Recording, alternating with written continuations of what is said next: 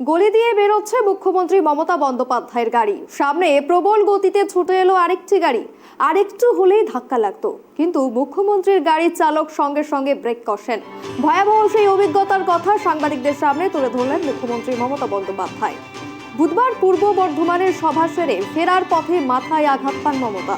আঘাত নিয়ে বিকেলে রাজ্যপাল সিবি আনন্দ বোসের সঙ্গে দেখা করতে যান মুখ্যমন্ত্রী।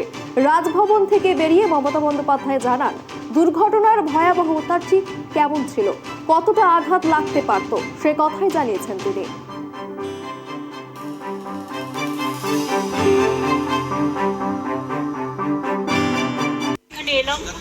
আমারও মনে হচ্ছে একটু জ্বর আসছে এবং গা গুলোচ্ছে। শান্ত হয়েছে। দাদা মোবাইলটা সরিয়ে, দাদা মোবাইলটা একটু সরিয়ে। আমি সেই জন্য আরে তোদের মাথায় এসে যাচ্ছে, সরে যা। ধাক্কা দিও না। আরে এখান থেকে সরে যাও, মাথায় এসে যাচ্ছে। এই ধাক্কা দিও না। আমার সাথে অনারেবল গভর্নরের মিটিং ভালোভাবে হয়েছে। রেওসি মাথায় এসে যাচ্ছে। আমরা টোটালটাই ডিসকাস করেছি এবং 26 তারিখে আমি আবার আসবো, আবার দেখা হবে।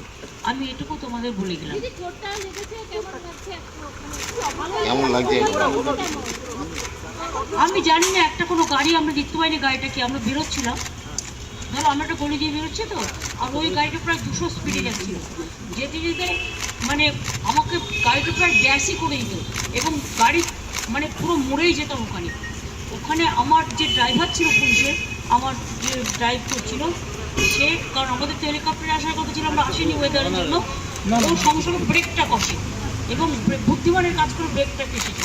ব্রেকটা যখন বসেছে আমার ড্যাশবোর্ডটা এসে মাথায় লেগেছে, আর তখন একটা কনকাশন হয়েছে এবং কিছুটা রক্তও পড়েছে এবং কিছু ফুলেও আছে।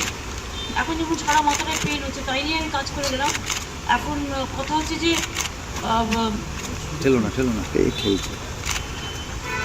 গাড়িটা যদি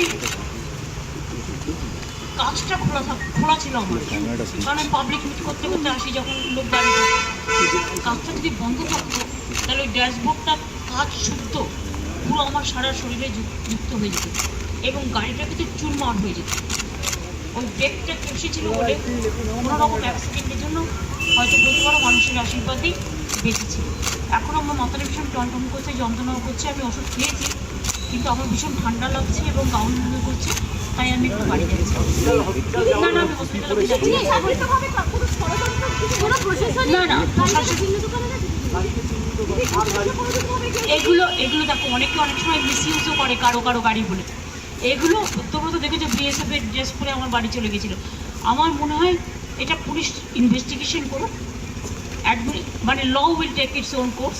পুলিশ ইনভেস্টিগেশন করে দেখুক, আমি এক্ষুনি কোনো কথা বলতে চাই না।